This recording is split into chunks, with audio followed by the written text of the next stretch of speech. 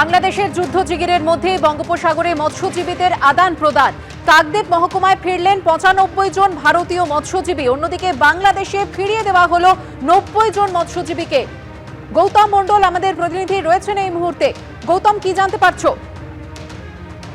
দেখো সুকন্যা, আজ মাত্র ৮ ঘন্টা আগে গঙ্গাসাগরের মাটিতে পৌঁছলেন ৯৫ জন মুক্ত ভারতীয় মৎস্যজীবী।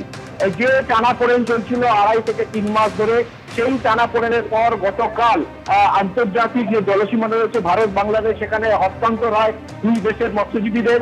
তারপর সেখান থেকে রওনা দেয় এবং সেই রওনা দেওয়ার পর আজকে ৯:৩০ নাগাদ তারা এসে পৌঁছলো গঙ্গাসাগরে। গঙ্গাসাগরে পৌঁছানোর পর তাদেরকে ইতিমধ্যে উপকূলরক্ষী বাহিনীর যে শিবির রয়েছে সেখানে তাদেরকে রাখা হয়েছে। মেডিকেল টিম উপস্থিত আছেন, তাদের শারীরিক পরীক্ষা নিরীক্ষা করা হবে। এরপরে মুখ্যমন্ত্রী তাদেরকে সংবর্ধিত করবেন এবং তাদেরকে উপহার তুলে দেবেন।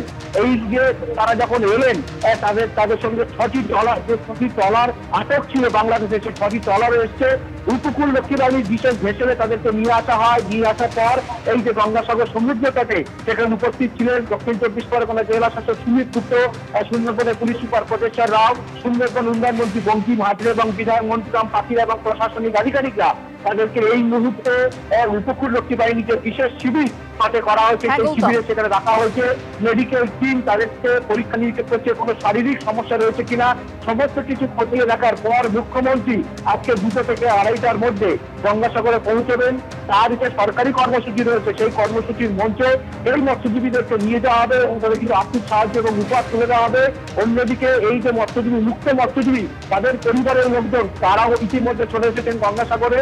আজকে বলা যেতে পারে ২.৫ মাস পর একেবারে পদ্মা পারে, সঙ্গে সঙ্গে গঙ্গা পারে আমাদের এপার বাংলায় একদম দক্ষিণ ২৪ পরগনা কাকদ্বীপ মহকুমায় যে ৯৫ জন মৎস্যজীবী যে উৎকণ্ঠার মধ্যে কাটিয়েছেন, সেই উৎকণ্ঠার অবসান হচ্ছে আর কিছুক্ষণের মধ্যেই। ধন্যবাদ গৌতম। ধৃত এবিটি জঙ্গিদের বাজেয়াপ্ত করা মোবাইলে মিলল বিস্ফোরক তথ্য। এমনই খবর সূত্রে জঙ্গিদের কাছে নির্দেশ ছিল সীমান্তবর্তী অঞ্চলে ঘাঁটি গেড়ে থাকার, এলাকায় যোগাযোগ বাড়ানোরও নির্দেশ দেওয়া হয়েছিল। বিস্তারিত জানতে সরাসরি চলে যাব আমাদের প্রতিনিধি আবির দত্তের কাছে। আবির, এই এবিটি জঙ্গিদের আসল পরিকল্পনা কি ছিল? শীর্ষ স্তর থেকে কি কি নির্দেশ দেওয়া হয়েছিল তাদের? দেখো, তাদের যে একাধিক পরিকল্পনা, সেখানে যে নাশকতার পরিকল্পনা ছিল সেটা এক প্রকার নিশ্চিত তদন্তকারীরা, এবং তার সঙ্গে ভারতবর্ষের শান্তি শৃঙ্খলা বিঘ্নিত করার জন্য তারা কিন্তু বিভিন্ন কমিউনাল টেনশন তৈরি করারও তারা চেষ্টা চালাচ্ছিলেন, এবং তার সঙ্গে সঙ্গে খুনেরও পরিকল্পনা তাদের ছিল। কিন্তু এই পরিকল্পনাগুলো বাস্তবায়িত করার জন্য যে রোডম্যাপ তাদেরকে এঁকে দেওয়া হয়েছিল তাদের শীর্ষ নেতৃত্বের তরফ থেকে, সেখান থেকে যেটা জানা যাচ্ছে, তাদের মোবাইল ফোনের তথ্য খতিয়ে দেখে তদন্তকারীরা যেটা জানতে পাচ্ছেন যে পশ্চিমবঙ্গ, আসাম, ত্রিপুরার বর্ডার এরিয়াগুলো অর্থাৎ সীমান্তবর্তী অঞ্চল যেখানে ভারত বাংলাদেশ সীমান্ত, সেই সীমান্তবর্তী অঞ্চলে তাদের যাতায়াত বা তাদের যোগাযোগ এবং তাদের থাকার নির্দেশ ছিল।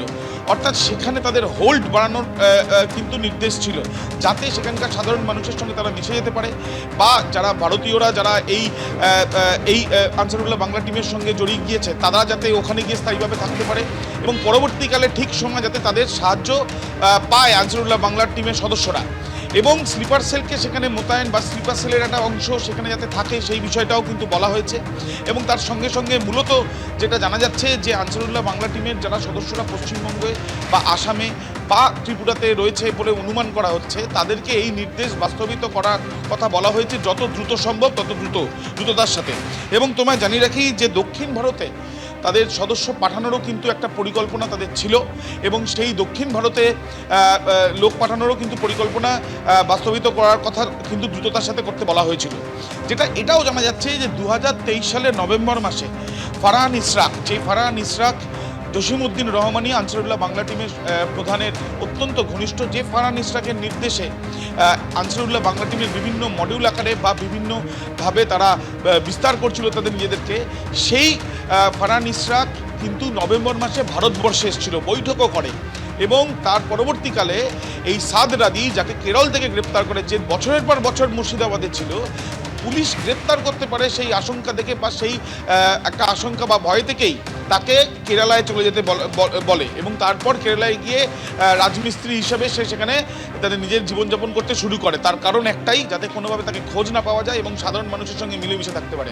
অর্থাৎ তুমি বুঝতেই পারছো যে বিভিন্ন স্তরের যারা নেতৃত্ব বা বিভিন্ন স্তরের যারা সদস্য আনসারুল্লাহ বাংলা টিমের, প্রত্যেকের জন্য নির্দিষ্টভাবে নির্দেশ ছিল এবং এই নির্দেশগুলো এই জন্যই ছিল যাতে তাদের যে মূল লক্ষ্য সেগুলো সফল হয় এবং সেই জন্যই কিন্তু আনসারুল্লাহ বাংলা টিমের সদস্যরা একের পর এক নির্দেশ মেনে চলছিল, যেগুলো বাংলাদেশ থেকে আসছিল বা যেগুলো কিছু পাকিস্তানের হ্যান্ডলারদের মাধ্যমেও আসছিল, এমনটাই জানা যাচ্ছে।